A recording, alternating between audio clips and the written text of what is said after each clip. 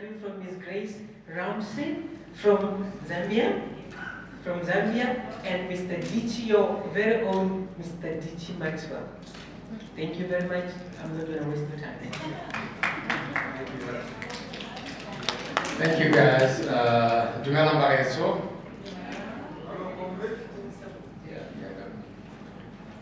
I understand you guys have had a lovely film festival so far since Mabana again. I wish I never had to mess up but if possible, you know, you can come and feel the chairs happy. I'm here with Grace Ramsey. She'll introduce herself. We're supposed to talk acting, auditions, and casting. We did think about putting up a slide and running it through, but we also felt this should be a more interactive session. There's a lot of issues around auditions, of which me being Mobotswana, I know where we are, as opposed to casting agencies.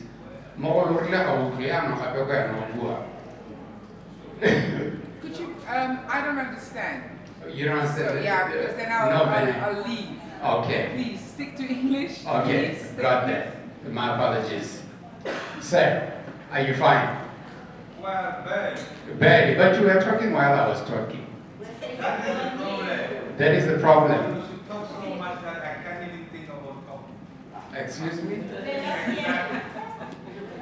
Okay, so when I started, I had said that maybe we can move closer, okay? Otherwise, I will try and speak up, and I will try and stick to English. I think I just got carried away being on home ground. But quickly, let me just introduce myself. My name is Maxwell Dichi. I am an actor. I think, yes, I started off in Botswana. I started off on a show called Signed International, which was a competition for actors locally.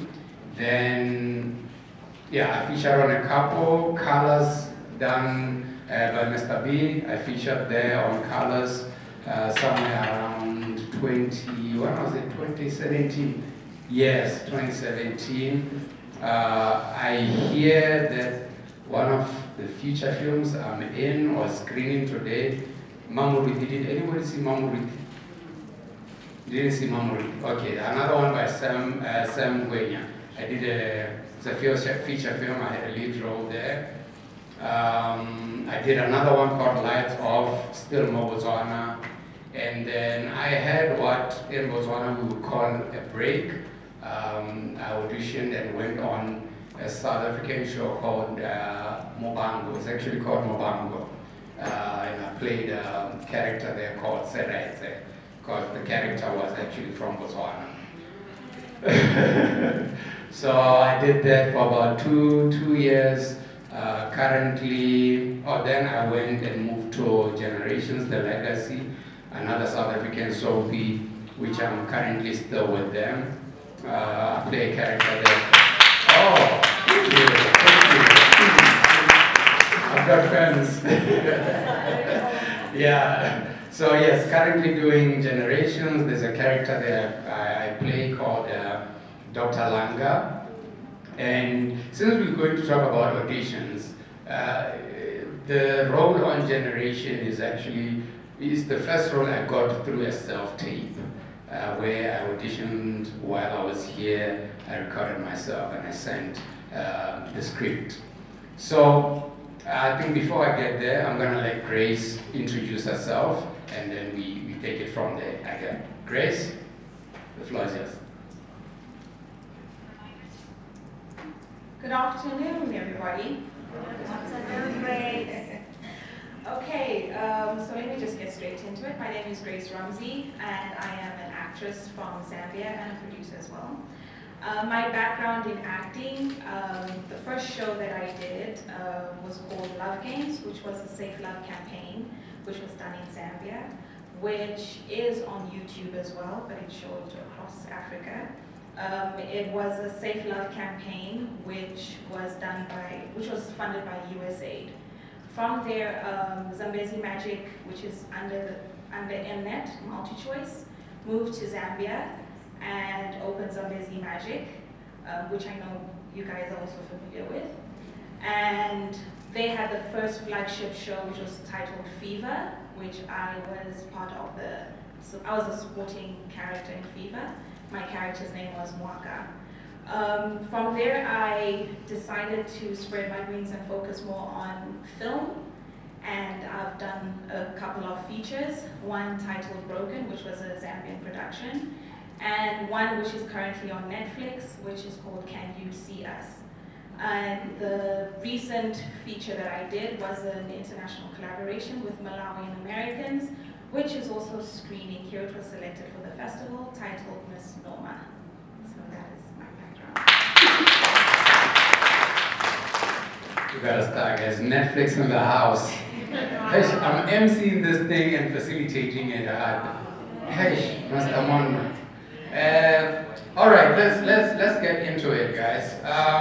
So the first thing I want to talk about is how an audition actually comes about, and what you should have by the time an audition comes about.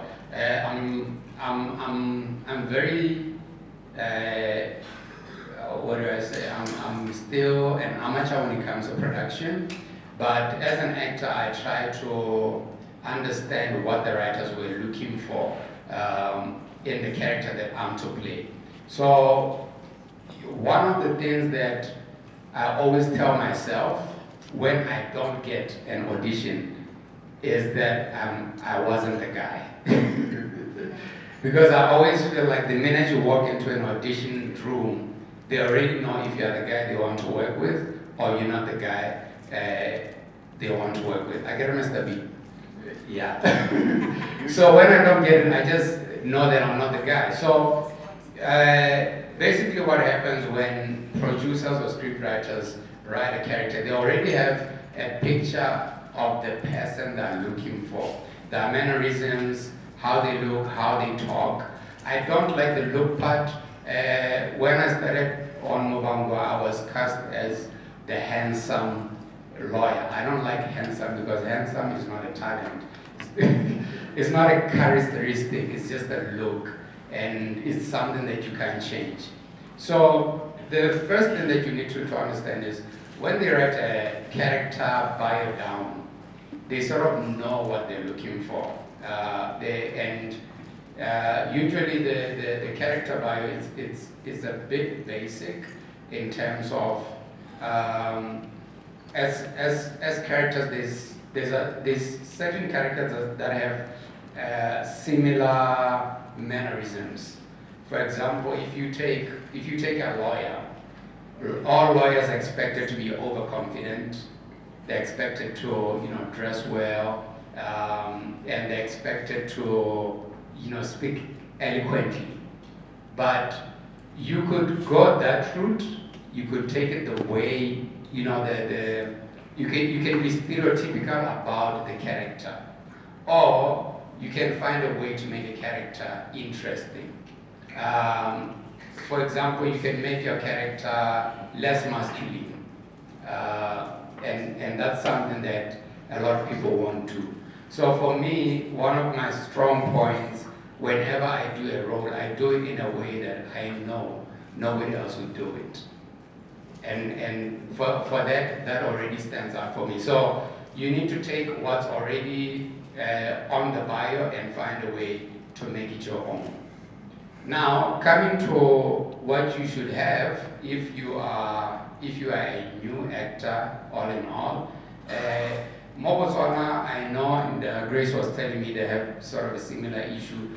We don't have acting agencies, which means you see a poster and it just flies everywhere, Facebook, WhatsApp, and hopefully it lands on the right person. So we don't have acting agencies. But we should be driving to a point where we should have agencies. One thing that you can do for yourself as an actor, is have a proper portfolio that whenever you get that opportunity, you can present everything. First, you need to have a good headshot. I'm going to talk, because I'm here in boards, I'm going to talk about what I know in boards. There's a time I did my headshots in Botswana, image launch. The guy does really good headshots. I think the standard of headshots is that they have to be as natural as possible, no makeup, just as natural as you should be. Have a headshot if you've done some work, have a show reel, I get. Go to your previous producers. If you are a student, get those student works, put together a show reel so they can see your ability of acting. It doesn't mean if you don't have a show reel, you won't get a job. You will still get a job because some characters, they're just not easy to find. Then the next thing, Grace is going to talk about the self-tape, or the current side of the current way of doing audition tapes, but I'm going to keep it traditional for now. The next thing, yes, is in most cases you would be given, okay, if you have an agent, most of the time the script will be sent way ahead of time. So by the time you get to the audition, you already know the script, you already know the lines. If that's not stated, please have a monologue, and a good monologue.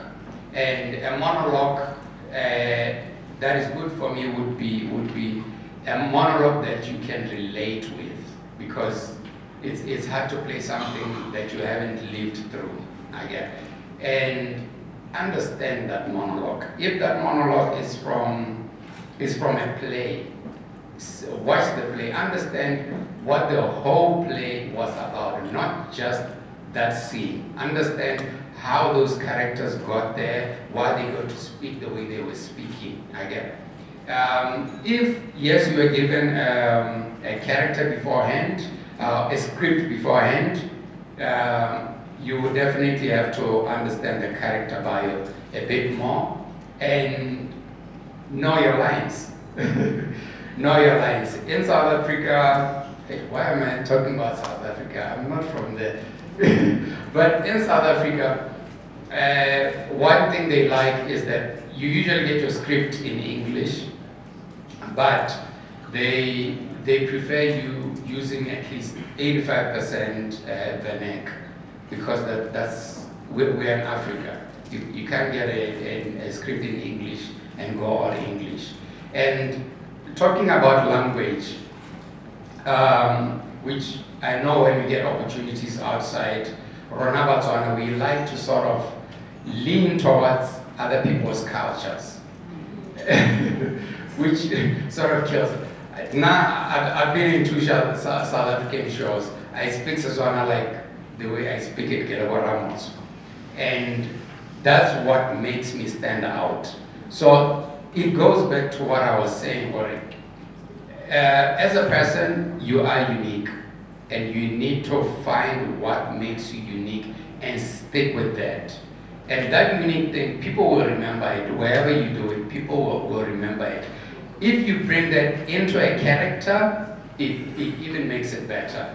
I'll give you an example. As I said, I'm doing my character on Generations. He's a therapist and a sangoma. I'm not quite comfortable with the sangoma side of it because I don't know much about Bosango. Not that I'm judging the religion, but when I got the script, I've been for therapy, by the way. How many people have been for therapy?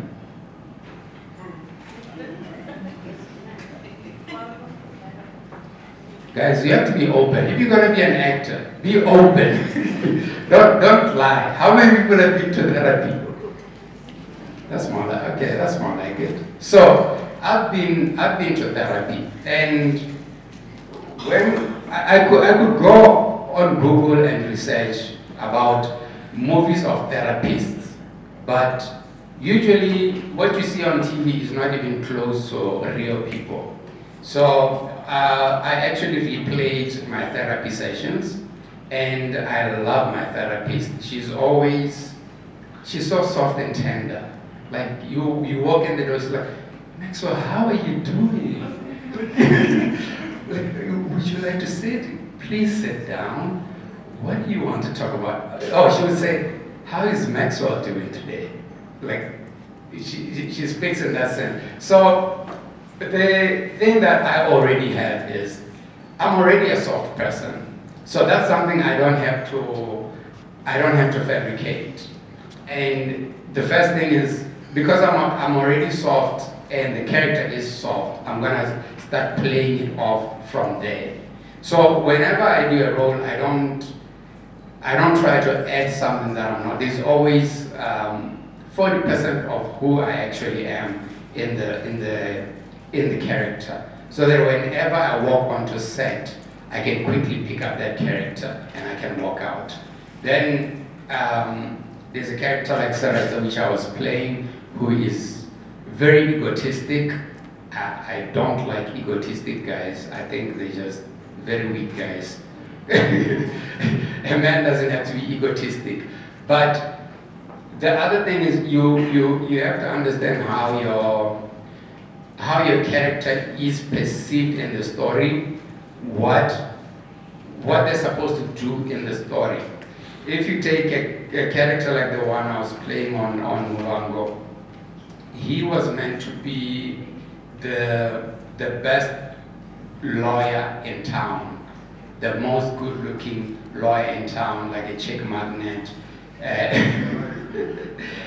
Because it's about, TV is about numbers. So they always have that guy who women just have to go crazy over this guy. And sadly enough, I was already married when I got into the role. So guys like that are usually overconfident. You know, they're very egotistic, they're charming, and yeah, they're liars. They're good at lying. You know, and there's a story. Now, you have to understand, if you're going to be an actor, you have to be good at analyzing people.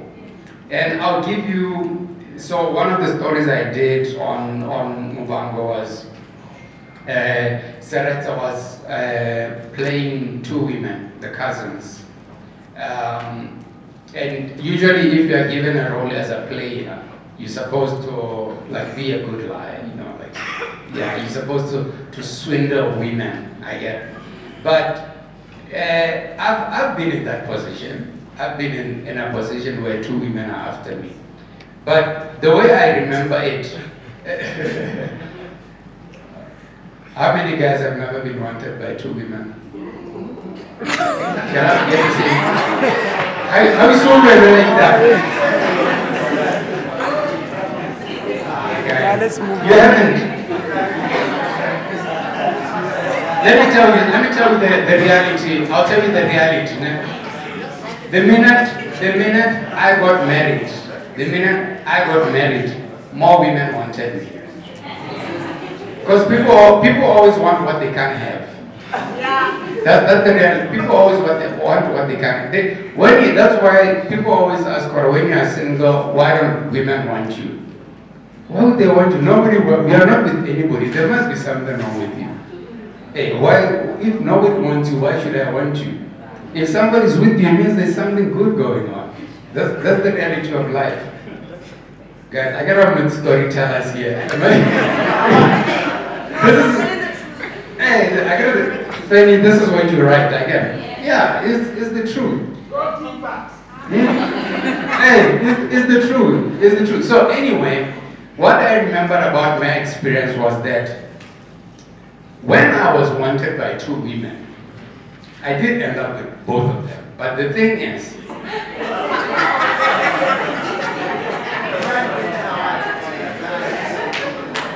the thing about it is that, let me tell you, there's two kind of guys.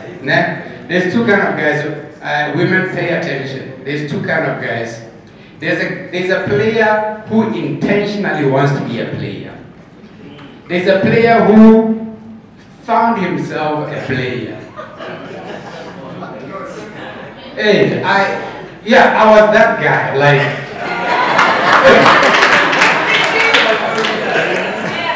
I don't know how I ended up with the second one. I just couldn't say no. You know, so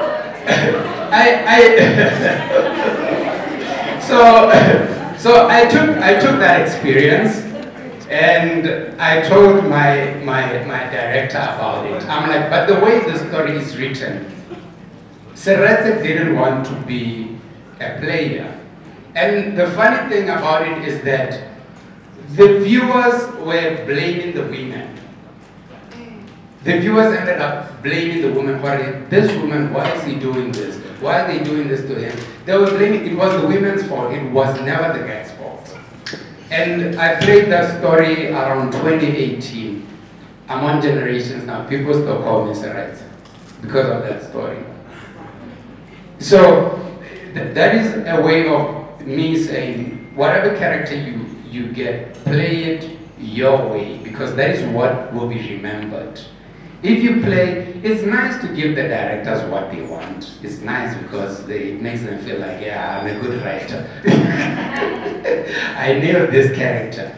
But it's also nice to give them something like, yeah, but I like what this guy is onto. I get it.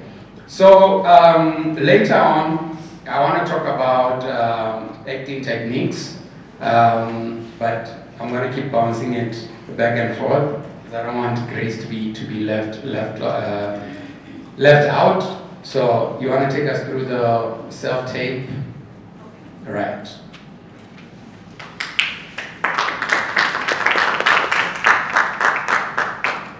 Okay, so how many actors do we have in here today? Show of hands. Experienced actors? Upcoming actors? Okay, so this is a good number. And how many of you have done any self-tapes before? No? No? Okay, that's good. Okay. Acting. Acting. At what? Okay, so I had to write down some notes so I don't leave anything out. So starting with self-tapes, most of the time we tend to be very careless with self-tapes. We think we can have it done anywhere without realizing that it can be very distracting for the casting director. And coming from a background where we're not used to having self-tapes done, because it's the same thing in Zambia, but knowing that our casting directors go through so many videos or so many auditions, even when you go for an actual live audition, there are so many people. So to be able to make you stand out, especially in a self-tape, you need to be more present than anything else in the self-tape. So from your background, you need to make sure that there's nothing distracting in the frame at all. So having a plain background is always a good idea, to make sure the background is really, really plain. If you are going to use any cloth, if you don't have a plain background, if the wall that you have at home is very distracting or it's got some funny prints on it, you could try using a cloth, but you need to make sure that the cloth is also flat ironed, no crinkles or anything that is distracting, because that will take away the focus from you. The other thing would be clothing, the type of clothes that you wear for the self-tape audition. Wear block colors. Same thing, it goes into distracting. You don't want your casting director to start focusing on what is written on your t-shirt. The focus needs to be on you. All the attention needs to be on you. Then also the eye level of your camera. So a lot of us now, we can do self-tapes. We don't have to use cameras, we can use our phones. But if you're going to use your phone, you need to make sure it's on a tripod. And the tripod needs to be at eye level, so at least your face is seen. When it comes to screen acting, the focus is always on your eyes. We all know the saying, they say, the eyes is the window to the soul. So that's what they need to be able to see. So your eyes is very, very important. So the eye level of the camera needs to be put at like right now, the camera tripod is here. So my eye level would be here, so this would probably need to be raised higher. And placing it on a tripod is very important, because you don't want to have your friend who's going to be holding the camera and is going to keep shaking. Can everybody still hear me without the mic on? Am I loud enough? You're loud enough.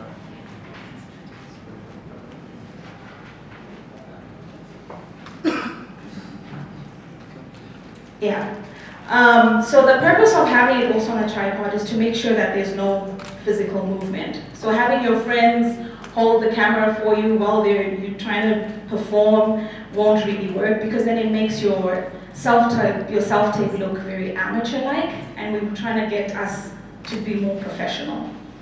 The other thing would be lighting. Lighting and audio is very, very important. If the casting director cannot hear you, it becomes a problem.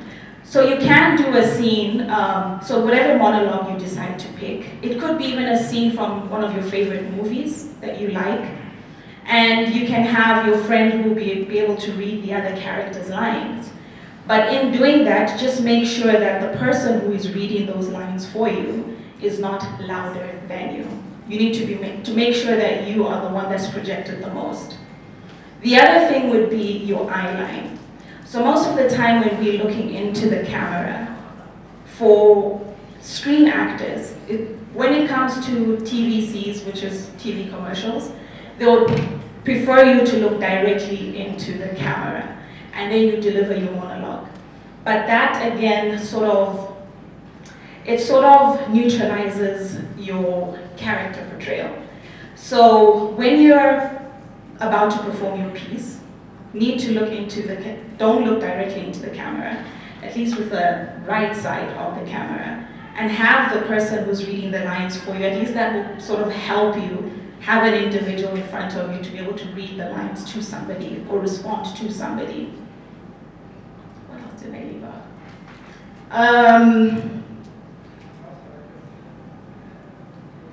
Yeah. Yes. And what else did I leave out from? I think I've touched everything on self-tapes. The other thing is, when you're going through your script, make the script meaningful. We tend to focus more on lines as actors, because we hear a lot every time, learn your lines, it's very important for you to know your lines. But with actors, that's monotonous if you just keep reciting lines. It defeats the purpose of the meaning acting and us being actors. There's nothing special about being actors if you're just reading lines. So you need to be able to give meaning to your lines. So understanding that with whatever scene that you're doing, there needs to be a beginning, a middle, and the end. Because you're basically living a human being. So we are not acting sad, we are being sad. We are not acting happy, we are being happy. We are not acting emotional, we are emotional. So we are living human experiences, which is very, very important. The other area that I wanted to tackle on was living human being experiences. I'll give a perfect example. When you're going, let's say, I'll give a scenario. I just found out that my boyfriend has cheated on me. So my intention is to go and break up with him, right? Every person, so you are watching this scene and this person is very upset. So I'm going to this guy and the intention is to break up with this person. So this example that I'm giving you is how you get into the character, basically. My intention is to break up with this guy. How dare he cheat on me? How could he do this to me? You get to the house.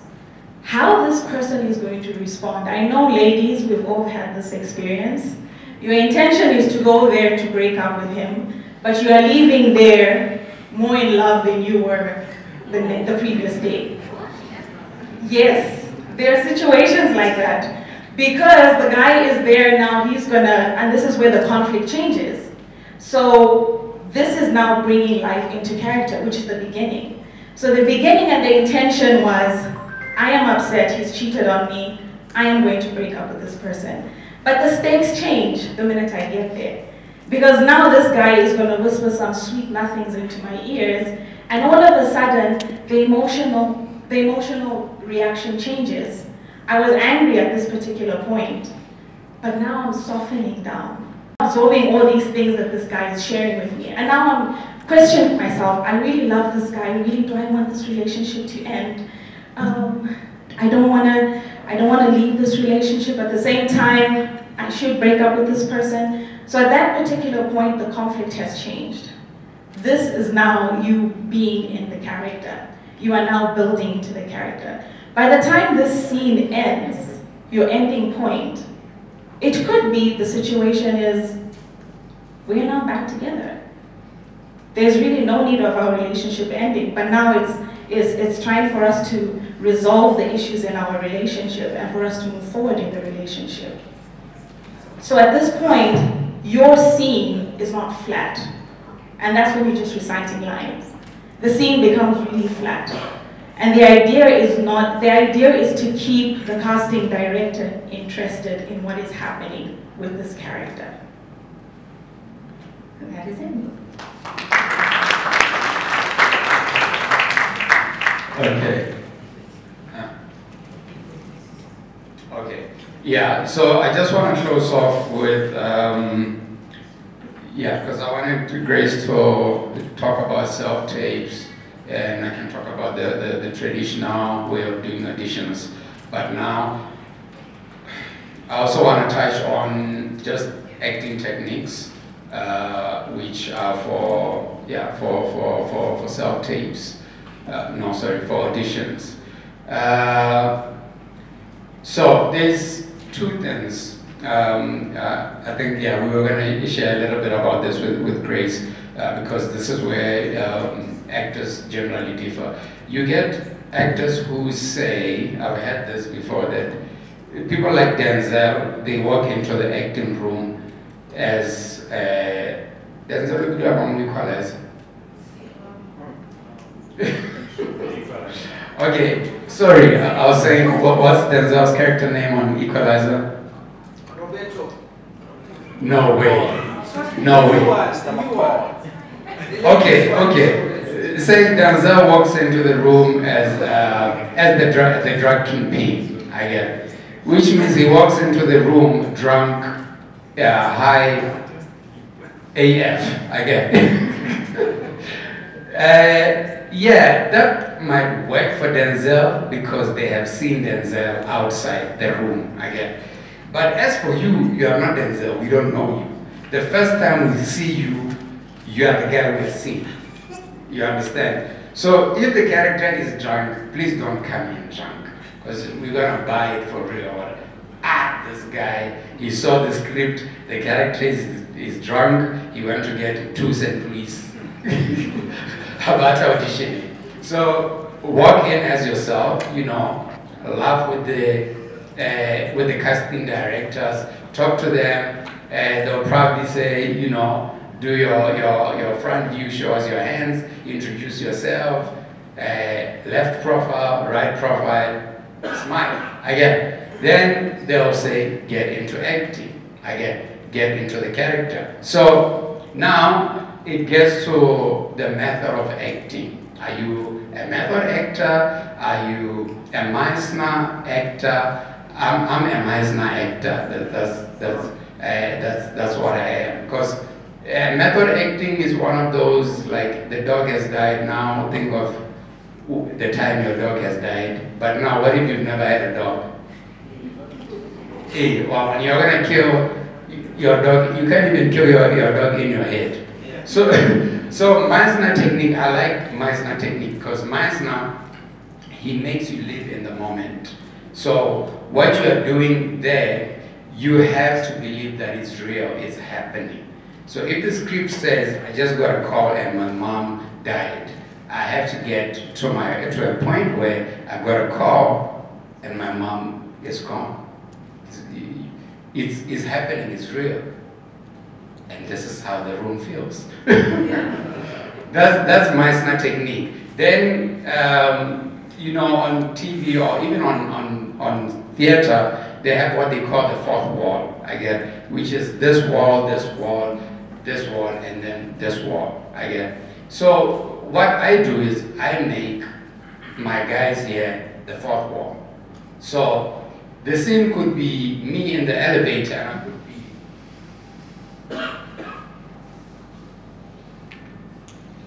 Yeah, none of you are here.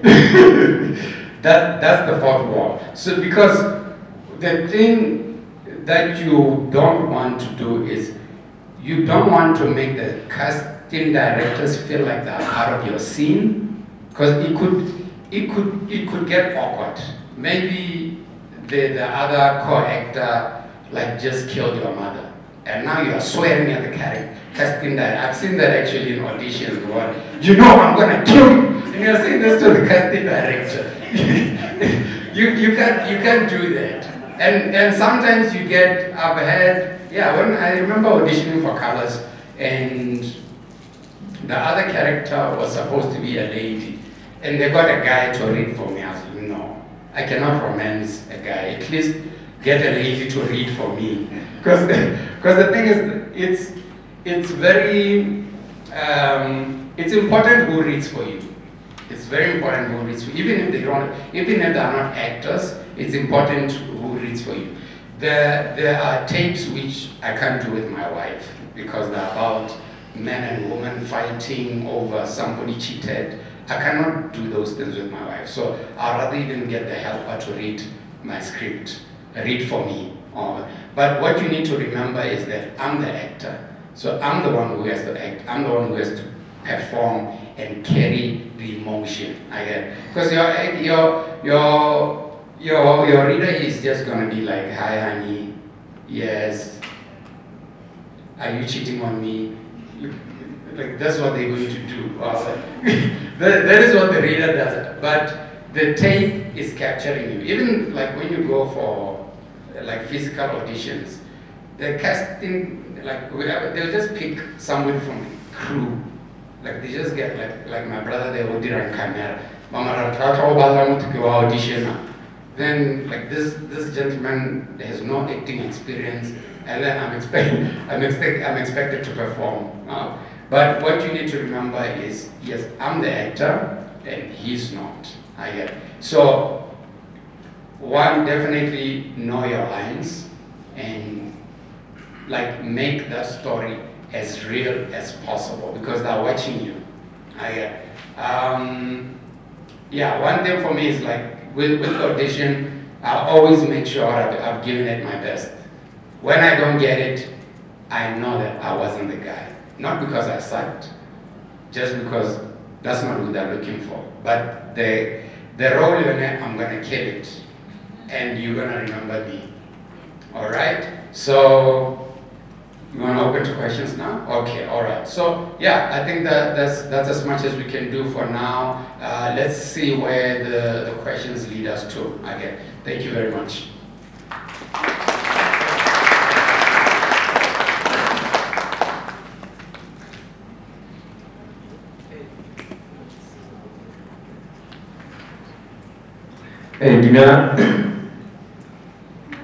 Dimana mau dibilang begini.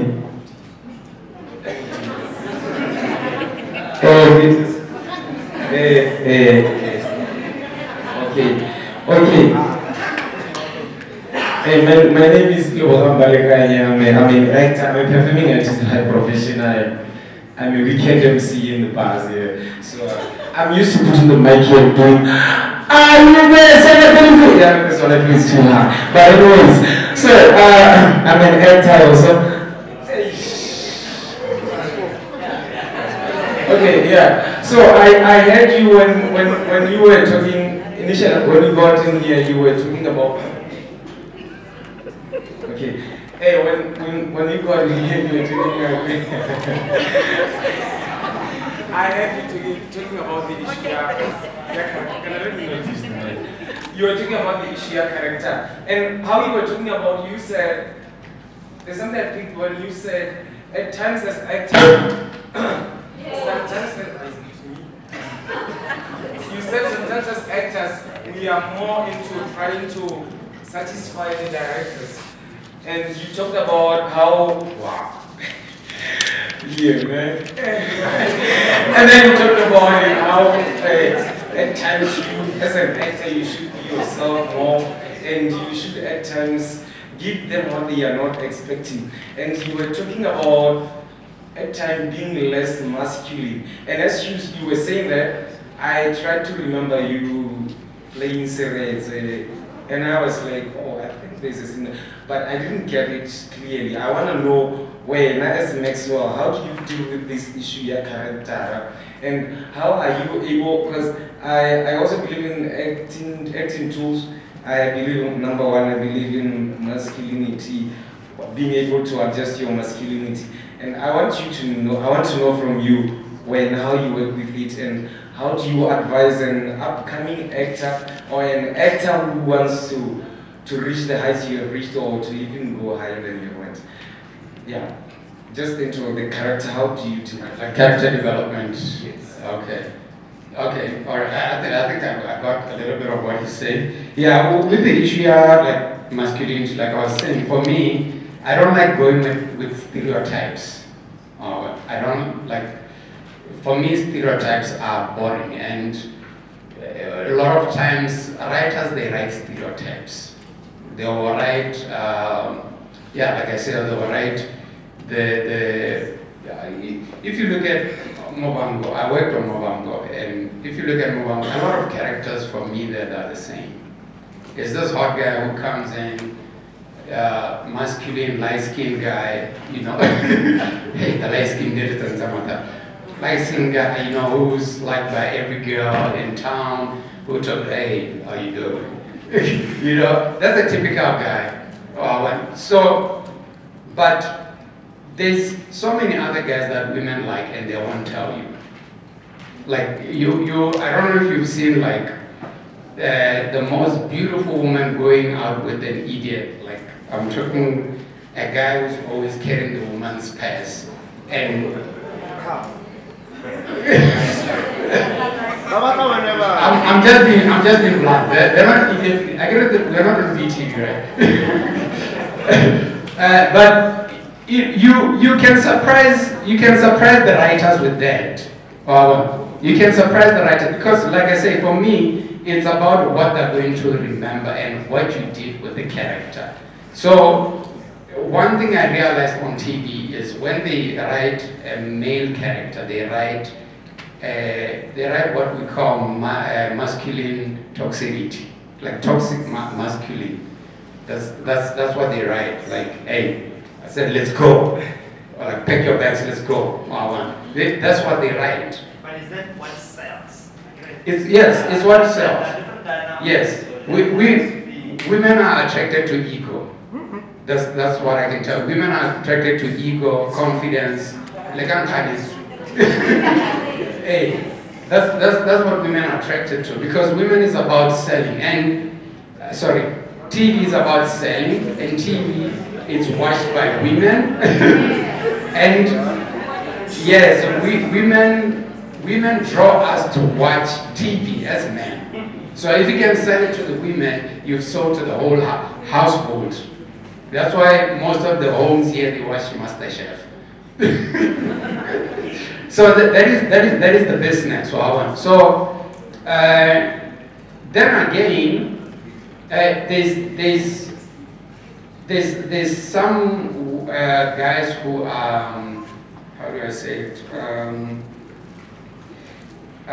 They're mysterious. There's the mysterious guys. Like, I don't know where women, I don't know what it is about this guy, but I just love him. There's those guys. You can be that guy. That's why you always see a character who's a psycho, but like the audience can see his side where he's a psycho, he's a killer, but then he gets home and he brings the woman roses. Then scene changes, like, I'm gonna kill you. So you have to play with that. You have to play. So for example, like I've been doing Dr. Langa for about 2 years now. I'm still figuring him out. But I've seen somebody commented on Facebook and he said that he's actually a real life Dr. Langa. He's a sangoma and he's a therapist. And I went on the guy's profile. I was like, let me see this dude. Because that was my research. Because sometimes you get a character you have no idea about. But yeah, it's for you to develop. That is your job, and then surprise the casting directors. They will pick what works, what doesn't work. Do you have another question? Yeah. Hello, remind me your name, please. Grace. I thought you were going to talk a little bit about the acting scene in Zambia. Just a little bit. He kept talking about South Africa and saying, I'm not South African, but he kept talking about South Africa. So I thought you'd do a little bit of that, just so that we get some crude picture of what that's it looks like. Sorry, I'll need just to elaborate a bit more in what way in regards to the acting scene in Zambia. Because I'm not an artist, so I don't have the language for it. I just thinking, in very general terms at least. Okay. Yeah. In Zambia, the key focus right now is very similar to here, which is television. We have a lot of TV shows back at home. I've just been trying to ask the guys just to show some of the clips of the stuff that I've done. And also just to explain a bit more on developing character, which was something that we are also going to talk about. And a lot of the...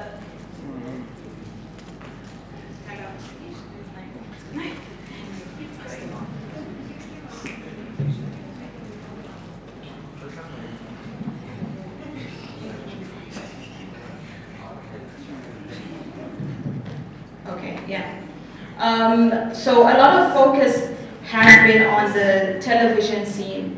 And when it comes to applying yourself as actors, sometimes the biggest challenges that we have in Zambia would be remembering lines. But again, when you just remember lines and you recite lines and you don't bring meaning to them, it sort of defeats the purpose of what you're doing as an actor. But the fact that television is very demanding and you're shooting on a daily basis, you have to find techniques and ways to be able to master your lines within short period of time, because a lot of us would receive our scripts literally the night before. So you've been shooting the whole day and you receive your script probably at 8 o'clock at night. You need to make sure you rest, go through your lines, understand the lines that you, understand the scene that you have to prepare for the next day, and then shoot. So we are having a challenge where, like he was saying, a lot of characters are very similar, which sort of makes it a bit boring. But I've seen there are some Zuba fans in here, which is one of the big shows that we have back at home. But we're having the same challenges in other TV shows. We have another big show which is called Mpali, which is a man who has like 8 wives, and the conflicts that surround the household amongst the living with 8 different women with different characters. But what's happening is a lot of those characters are centering around the storyline is just beginning to be the same, and is really not growing. But also that is because the choices that the directors have made on that set is a lot of that is improvised with a lot of the characters that they have on Zuma. And the challenge that I have with improvising, because I know some directors within Zambia, even when you're doing a film, they won't really direct you. It will be more like, let's just see what you can do, whatever you feel. And I've had that. And when they tell you that, it sort of limits you in a way, because you're not seeing yourself. Other people are the ones that are watching you. And you may have a particular thought of what may work, but not necessarily that what you're conveying is being communicated. And we're in the business of communication. Like, that is very key. We communicate with our body language, we communicate with our actions, we communicate through what we are saying, and that's bringing life to our words. The other areas that we've had challenges with as actors And this is the reason why I'm always advocating for a lot of actors' workshops, which sort of helps sort of break these same teething problems that we're having in the acting scene. When it comes to film acting and television acting, they are two different things. I've noticed with a lot of people who come from television and transition into film, the pacing is very, very different in how you need to deliver a line and how you need to express yourself, and everything is very, it's really all about your eyes. It's really all about what you can say with your face. And that is usually not communicated and translated in television because of the way it's shot. So understanding that as actors sometimes can also be very, very challenging. I don't have any of you faced that? Yeah? Yeah. You have? Yeah. So those are some of the challenges that we do have. But having more acting workshops, I think, is critical and really helps us really just understand better. Yeah. I don't know. Are they jobs in Zambia? Yeah. They are. They are jobs. We have a lot of auditions going on in Zambia, but I think you have to start, and this is one of the conversations that was here yesterday, which was getting to the habit of reading credits. Understanding who's behind the production company is very, very important, who's directing. Because another aspect to, although it's very different, but back at home, because we don't have casting directors, and usually it's from agencies who approach casting directors, and then the casting director is the one who's in charge of casting all the people for that film, or they'll suggest, actually, these are the actors that I think would be good for your film, and then the producers are the ones who make the decision from that particular project. It's not the casting director that makes the final call. But it's good for you if the casting director keeps calling you back. For example, those who keep going for auditions and the casting director is not picking, they're not calling you back. The casting director is only calling you back to do more auditions. But the good thing with that, it means that the casting director likes you. But it's just that the production company that is running that particular project has particular people that they are looking for. Not necessarily that you didn't fit the role. Yeah. For self-taste, can you talk a little bit about how to slate, or is that not a requirement?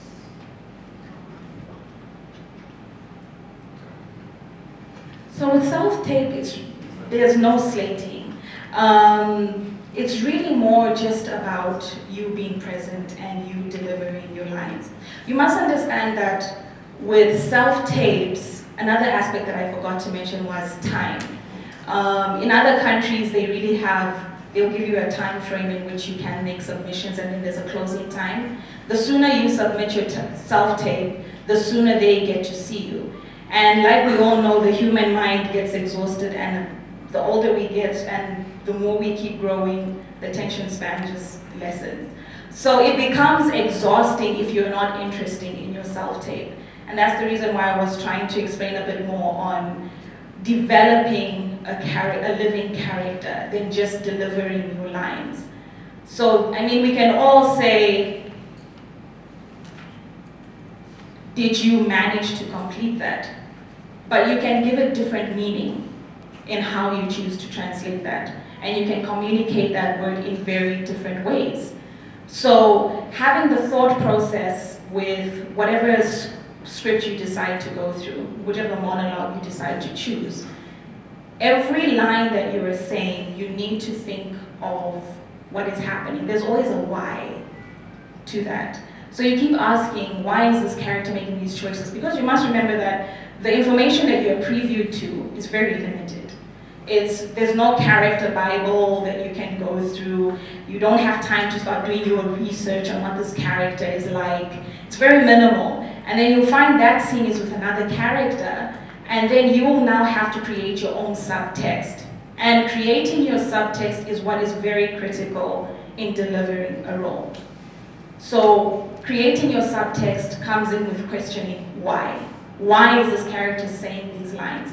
And when you start asking that, that is where you now start thinking about it. Could it be that this person was coming from this particular place? Like when I gave the example of a breakup. Your first intention at that particular point is you are angry, you're upset, you found videos or you found out that your boyfriend is cheating on you. So your intention at that particular point is to end this relationship. But when you get to the point, the next point, and now you're questioning this person to what you've just found out, the stakes change. So the minute the stakes change, that changes the beat and the tone of your monologue. And the minute your stakes start to change, that becomes interesting. Because now it's something that I can relate to. It's something that becomes relatable than you just delivering lines. I hope that answers the question.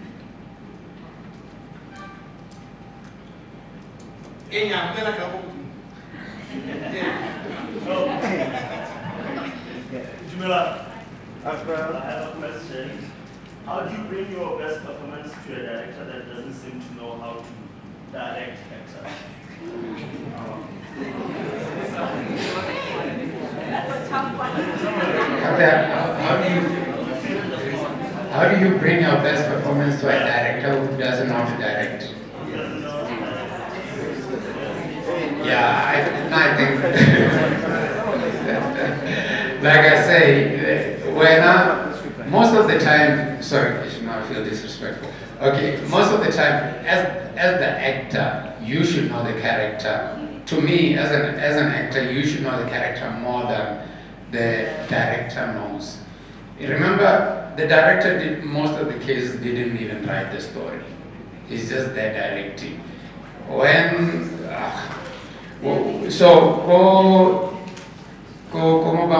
soapies. In soapies, you usually have about 4 directors, and each time the guy comes with a different idea of how the character should be, because they are taught to they direct different blocks. So if you listen to them too much, you will never build that character. No, this is how the character is. And sometimes they even stand there, 2 directors arguing about your character. So if you don't take a stand of what you want to make the character, then you'll be all over the place. And then the viewers are like, this guy can't act. Because those are the people who are doing it for. They'll never say this guy was badly directed. This guy, yesterday he was happy, now this character is like this. Because in a story, your character has to develop. I mean, now we're talking about auditions, but in a story, your character has to develop. And I used to struggle with this because they would start the story with the end. They'll start with the last scene. And you have to know, it's like, let's say, maybe we're going to talk about breakups a lot. Let's say you're doing a story, you know, you're making one this girl, and then in the end, you break up with him. They can start with the scene where you guys are breaking up together. You're all jolly. And if you don't know where you are in the story, when they put that thing together, it will look very confusing for the viewers. So you have to know the storyline. Okay, sometimes some productions they'll give you the full storyline. Some like with Generation, sometimes they're like, next week we'll shoot that. And I get there, I just find one scene. I don't know where this scene is falling. I don't know what this other character has been going through. So sometimes it's like that, but that is your homework. So you can't forget the director. Sorry, Freddy. Did you you get to speak?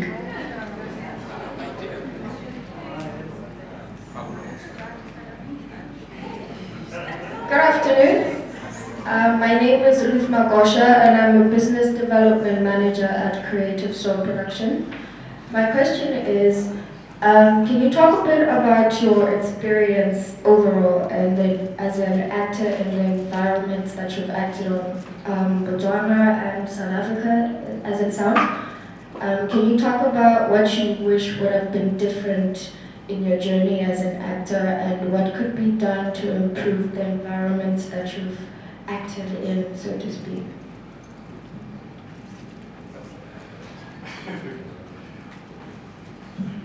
That's a very general question, but now I'm just loving life, guys. I'm not what it should have been, what it should be. I'm just going with it. You know, first of all, I didn't really think I'm going to end up here. You know, but what I can talk about is my growth as an actor. So when one thing I actually wanted to talk about is its boundaries. So when I started, I felt like, you know, I could do any role and I could do anything. If they came to me and they're like, do an intimate scene, you know, I'm going for it, you know. Then as time went on, I grew in faith. My marriage got stronger, that's life. And I had a stand, because now I have an agent. So, for instance, I've got boundaries now. I don't do kissing scenes. I won't do intimacy. I'm drawing away from the character I'm doing now, Go Generations, because he's, me and his beliefs don't agree. And because of my boundaries, I don't actually know where my career is headed. But like I say, I'm living in the moment. I'm enjoying this thing either way. And today I'm able to work in Botswana. Next week I'm back in South Africa. And I don't know how far I'm going, but what I like about acting is that you can never retire. I can be 99 and still doing this thing. So I have a lifetime to just play around with this. You know, don't rush it. You know, and I think the other thing is a lot of the young people, we are hungry for fame. You know, and because of fame, we do things that are against our morals, and we end up grabbing everything. We're just too fast.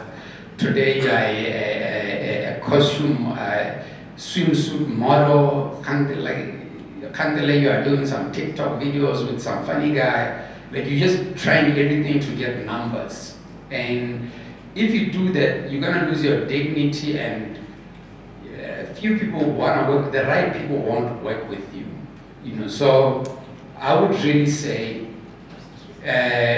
for me, what's important is the craft. Like, I like acting as a craft. In fact, for me, the fame side of it occurred to me late. Like, after the first, what they call TX. After the first time I went live, I showed up on Mwambo, I started seeing like 1,000 friend requests. You start seeing people greeting you at the store, like, okay, what is this that's happening? So for me, when I got into it, I didn't actually envision being known by a lot of people. Like, Generations has like 6 million viewers. And 6 million viewers, it's 6 million TV sets. Each TV set is probably watched by 2 to 5 people. So there's about, I'm not bragging, but there's about like 25 million people who know my face. So when I go on set, I cannot think about that. And my goal has never been to be popular. So I feel like the young guys don't do this thing for the fame. It's going to kill you, because entertainment is a very dark place. You know, you can be on set. After you shoot your scene, you can pick up a girl and take her to the hotel room. So this thing will swallow you, okay? Thank you very much. Earlier on, you mentioned that, you know, when I'm there, I speak Setswana as I'm like I'm in Ramont. And I just want to give your view in terms of down here how we present our film. In fact, like maybe let me give an example. At some point in time there were auditions. In fact, I did self-tape. As you went on, I realized that I did with a Botsu. So I was called, and when I got there, I was the happiest man because the scenes which I were to perform there now were from my hood. I'm Kalanga, so I had to do Kalanga. You know, I really felt it and I did my best. So when we watch productions in South African productions, it's Zulu, it's Xhosa, it's whatever, and then there are subtitles. So I'm wondering, like one gentleman said at the other time, around in Botswana we've got Karanga, we've got Karakadi, we've got whatever, and I have not seen us seeing such, and yet we are here. I think maybe, let's say, I don't know, maybe you'll give a view on that. I feel that will also, we're going to be heading in another direction, which is good because we're going to tell our story in our own language. Thank you very much. Yeah, so I think we have to be bold about it. If you look at Mr. Dumandro, he tends to target minority languages. Before Movango, a lot of people didn't know there's a language called Chivenda. They didn't know that. Today he's doing a show that is Changan. Very few people speak Shangan. So we have to be bold about it. You know, not these languages which are particularly like Sakhalagati. I like Sakhalagati. And it's got, Sakhalagati is like our Russian. it's gangster. So we just have to be bold about it, and we're driving there. I remember the COVID, we started having announcements in Kalanga, which never used to happen on BTV, to have announcements in a different language. And it's not like BTV won't buy it. If you do a production all in Kalanga, they'll probably buy it. All of us here, most of us, I hope we've seen Movango, and I bet none of us speak Sevenda. But we watched it, you see. So it's just bold moves which I think we have to make.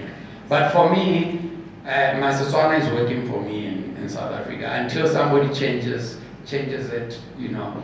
But like I'll tell you a funny story. When I was auditioned for Generations, because of the self-tape, they actually didn't know that I'm from Botswana until I got there. So we usually have a translator on set. So they had a translator, but this translator, he's from Mafike. Mafike and Botswana is kind of like us, the president. And all my scripts are written in like Mafike and Setswana. I changed all of that. So I changed that to my Setswana. After I was done, the guy came to me, he shook my hand, he was like, you know what, I don't need to be here, you know what you're doing. He was out. You see, so, and the problem with us, Botswana, we shy away from our culture and our language. Like, please don't get there and start Tobela, don't do that.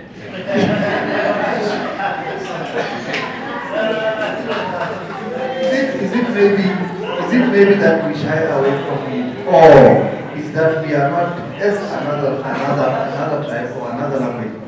Are we tolerant? That is what I think. Probably we got to learn to be tolerant. I've produced a comedy in Kalanga.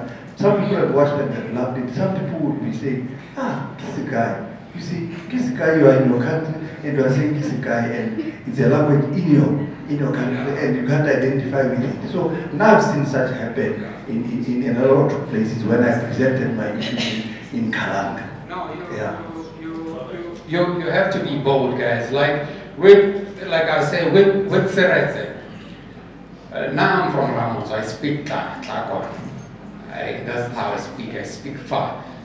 So when I was given the character as Seretse, I told the director, because they don't know, I told them, you cannot have a kid named Seretse as Ramos. for example. Also, so my character was speaking Ta, and that was just amazing. But it's just magic. Wow. So you sometimes you have to advise the writer, because sometimes they haven't done that much research, which you have the knowledge, what the directors that doesn't have, and you can advise. You can say, no, this is how the guys speak. Or sometimes you get a writer, he's writing slang, but he's never been to the hood, and you've been to the hood.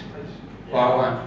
Then you can correct. You can say, no, they don't speak like this, and the audience will love you for that, because then you bring authenticity.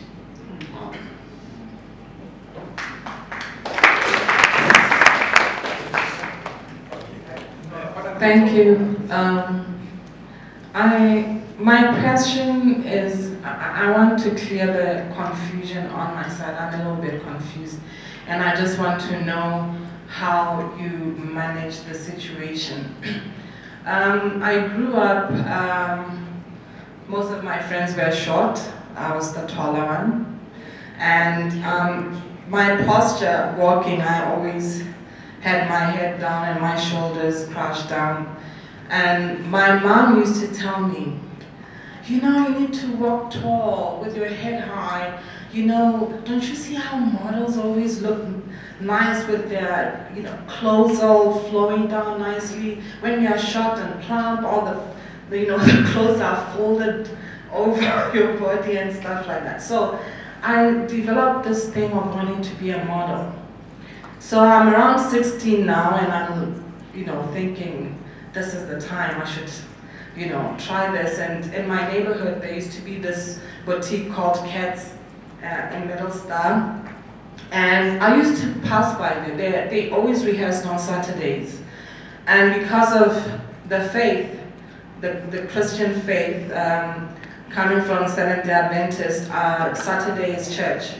So I used to walk past there, wanting so much to be in there and learn and become a model. So I asked my mom, can you please get me in there? There's a fee that you have to pay and all that. And I was disappointed because she told me, but we're Christian, so you can't do this, So for the longest, I had this resentment about the faith and, why I can't be a model. But now, as I've grown up, they understand that I'm an artist. You are a director, you are an actor. You just mentioned that you've just grown strong in your faith and that you have boundaries.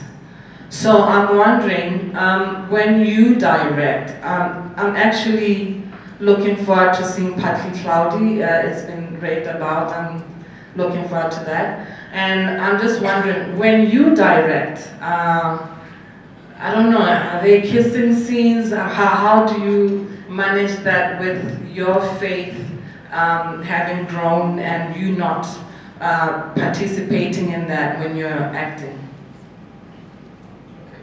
Well, God is still working on me. God is still working on me, and to be honest, I'm figuring this thing out. Two things, like I say, I've recently set boundaries. I had to talk to my agent. My agent had to talk to the production manager. Just 2 weeks ago, I had to do some scenes of performing rituals. They had to drop those scenes because I can't give them authenticity, and it's not what I want to portray anymore. Secondly, I've dropped a lot of audition requests, which means I'm getting more unemployed. I'm learning to trust God. Thirdly, I'm creating the content that I want to see. Currently, I shouldn't be selling myself, but currently I'm working on a Christmas play. I'm casting from my son, who's 6 years old, to an oldest man who plays a Simeon. He's 74 years old. And that's the content I want to see, and it's theater. And I'm playing Joseph in the story. There's definitely no kissing. So that's that's how I'm counter-taking this thing. The best thing we can do is to create the content that we want to see. And as a Christian, I've seen already, when I go on Netflix and other platforms, there's very little for me to watch. Because you get to understand that what you watch influences your thoughts. You know, if I used to listen to a lot of rap music, if you listen to a lot of rap music, you're gonna think a lot about booty and cash. It's just what it is. And the less you cut down on that, the less you think about it. So I can tell you for over 2 years, I only listen to gospel. And I'm not trying to say I'm a better person, but yeah, it's what you said. And we all have different beliefs. I get Muslims are creating their content. Right now they're growing. Devon is full of Indian actors. So if you need a change, make the change. You know, yeah.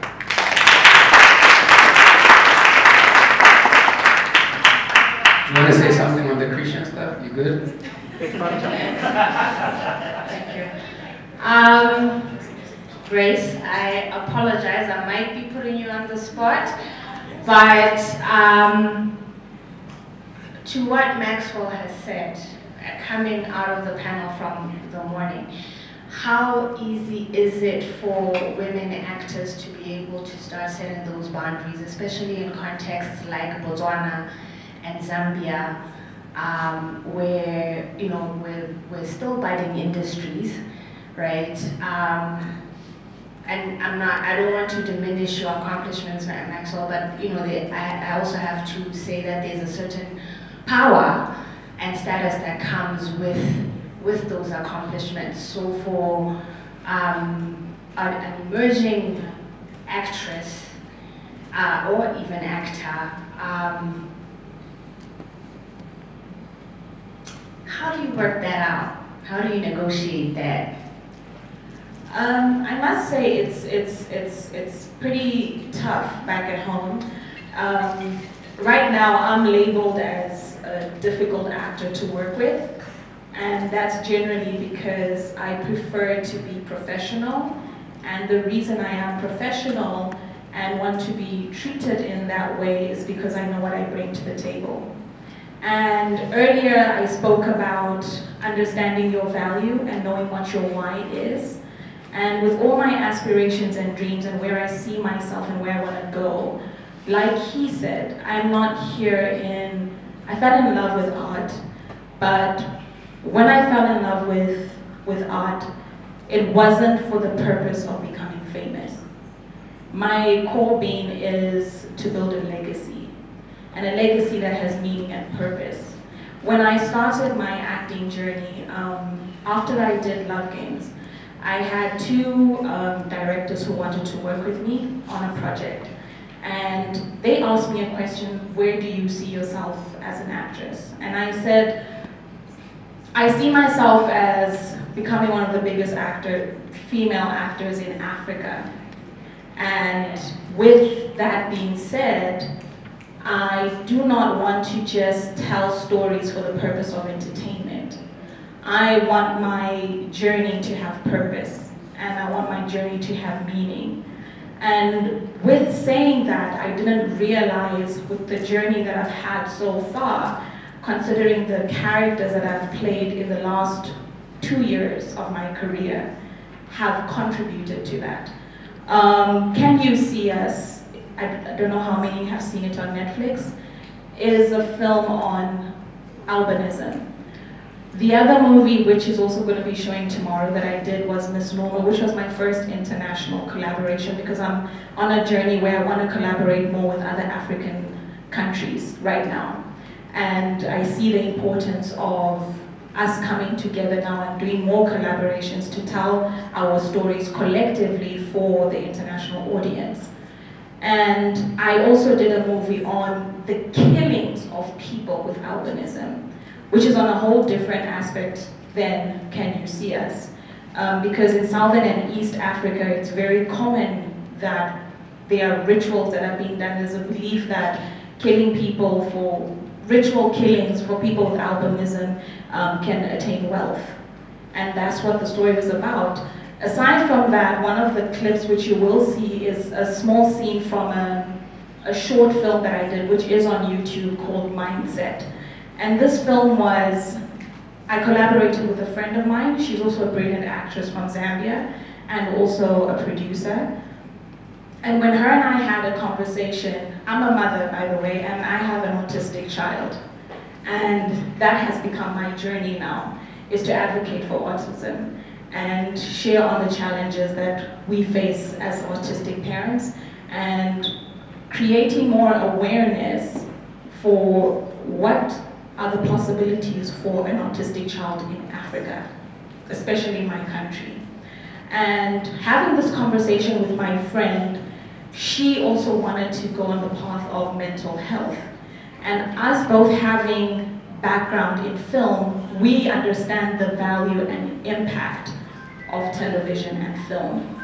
And we wanted to use our voices in using film as a medium.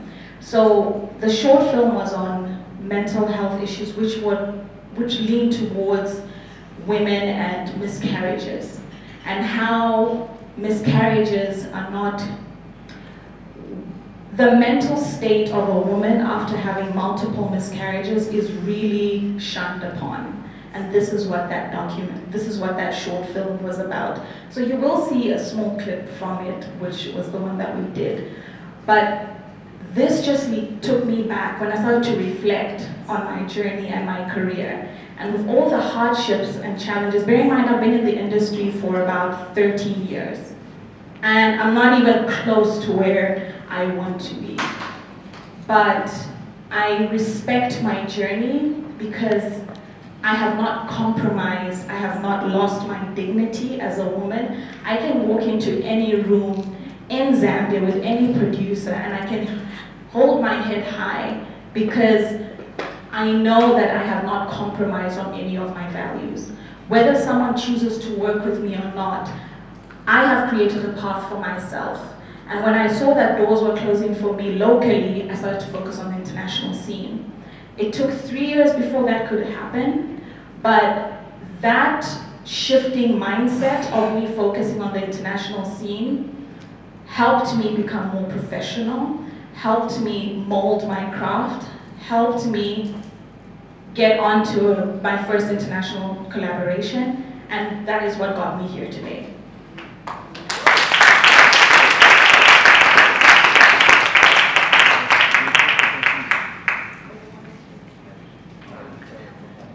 Okay, so I wanted to show some scenes from part of my show reel, just to talk a bit more on what I was talking about in terms of character and conflict and how the conflict switches. So this is from Fever, one of the scenes from Fever. I played a controversial character, and this is one of the scenes from there.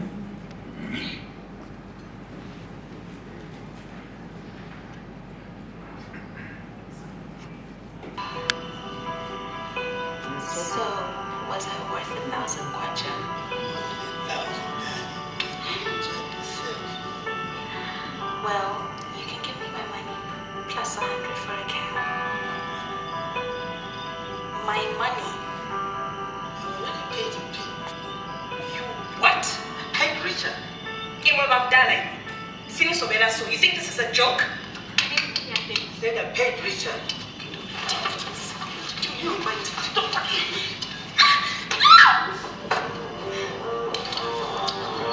Get the fuck out of my car or I'll blow your head off. Woman, get your...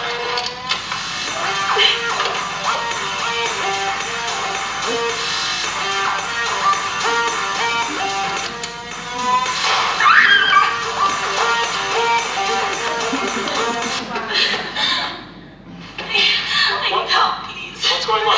Please, I have 50 questions to get on a cab to get home. Please. I think we should give her... What? I'm messaging you.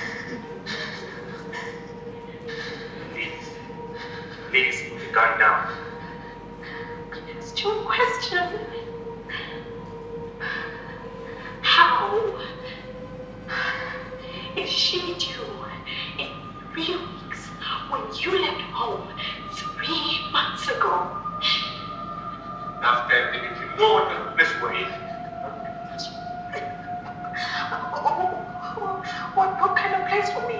Huh?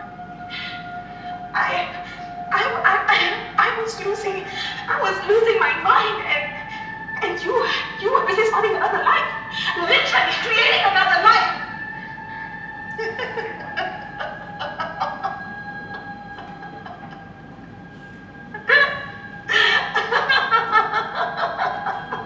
Oh my God, I'm sorry. When last did you train?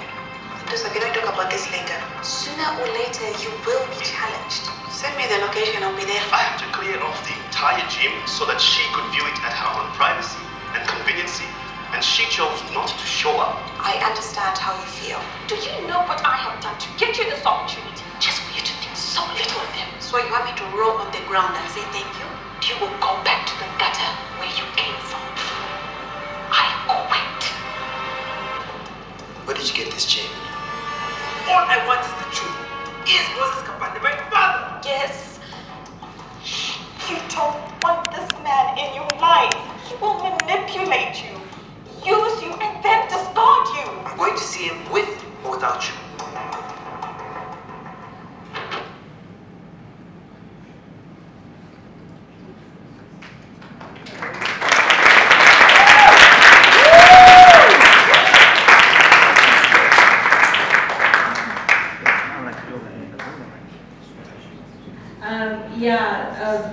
Sorry, you weren't supposed to see all of them. I just forgot how many I actually put there. Sorry. So I just wanted to share on the first one, which was fever, when I was talking about conflict and how the character was, well, she was basically at a job and she was supposed to be paid. But background on the character is Mwaka has a love interest, which is Richard. And both of them were coming from struggling backgrounds. And vulnerability got the best of Mwaka, and she's trying to uphold a specific lifestyle. And you have this guy, Richard, who is the person she trusts with her whole entire being, and is supposed to be like a brother, but at the same time is her pimp. Now, the situation there was he would find clients for Mwaka, and he started collecting the money on Mwaka's behalf, and that's the scene that you saw.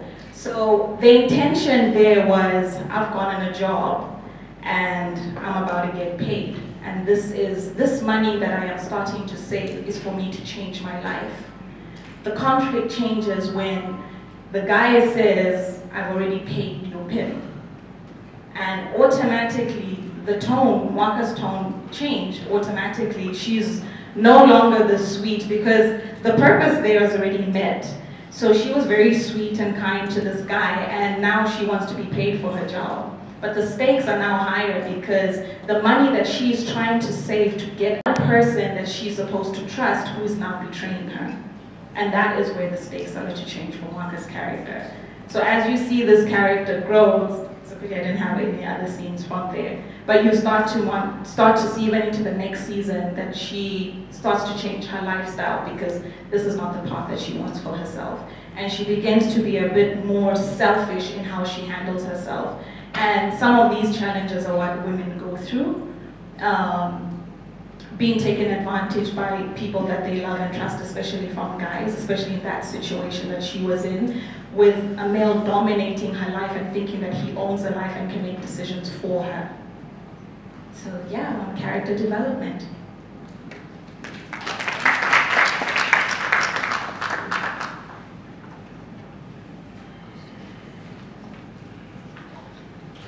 Well, I don't have anything much else to say.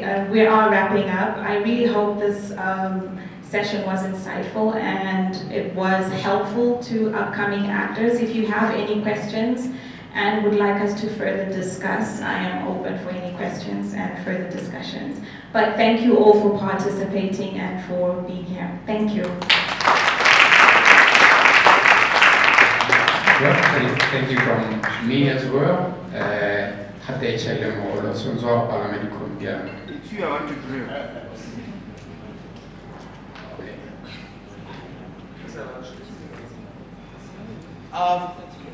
For those who didn't have a chance to ask questions, after here we're going to be eating, so you can continue to one-on-one.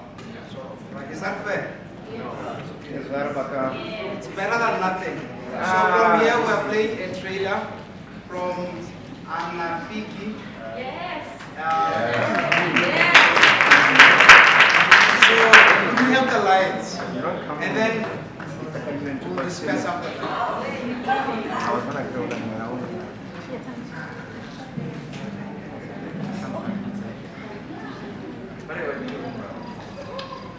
The lights.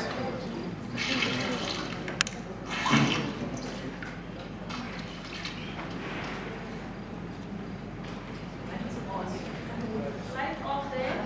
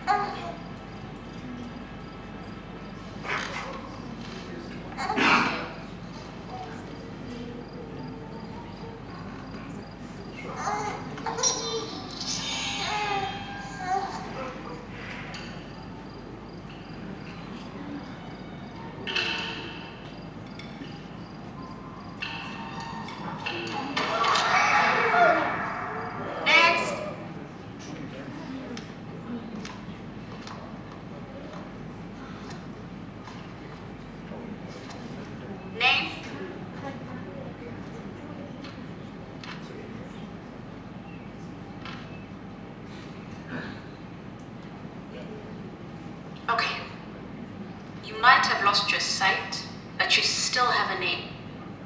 What is your name?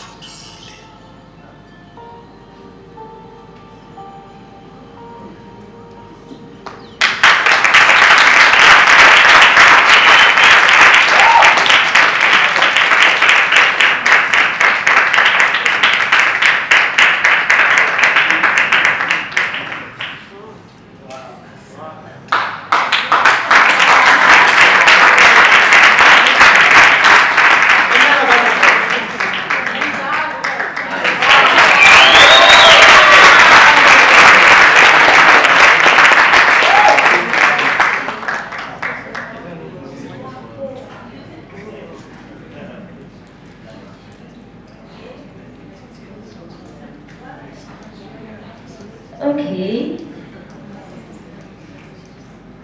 Thank you guys for watching. That's our pilot for Anatiki. The plan is to film it next year, September. So between then and now, we're just going to be making noise about it and soliciting funds wherever we can. But the idea is not just to do your random short story film.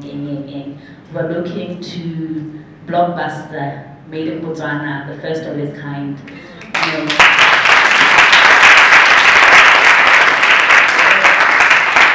Because when we look at Botswana, have any reference material, we will always ask the question for how is the film industry. So after this, then at least we'll have answers. A film made by Botswana about Botswana. So this is us telling our stories. Thank you so much.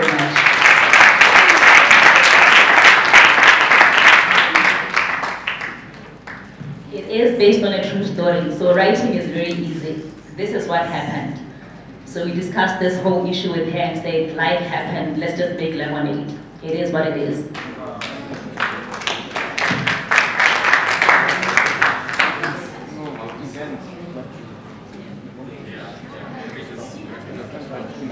Yeah, no, thank you. Grace, I should say. Grace is my right hand, so I think I can wrap up with it. But yeah, I don't know what to say. I think for me it's easier. I'm home. Everybody knows where to find me. I'll be here, like I say. I'm also doing a show here, Community Song, so you're welcome to come check it out. Back and forth. But I'm here to finish the play, which is on the 15th at Mighty Song. And otherwise, we'll talk outside. Facebook, Twitter, Instagram. What's your Instagram handle, Grace? Guys, are you single? Okay. She's on Instagram. Oh, yes, she's single. But flight to Zambia is 7,000 kilos. So but I don't know if you've got like your handles or somewhere they can find you. Oh, okay. So my Twitter and Instagram handle are thereal_GTR, which stands for Grace Tamara Ramsey. Those are my full names. And on Facebook, I am Grace Ramsey. Thank you guys.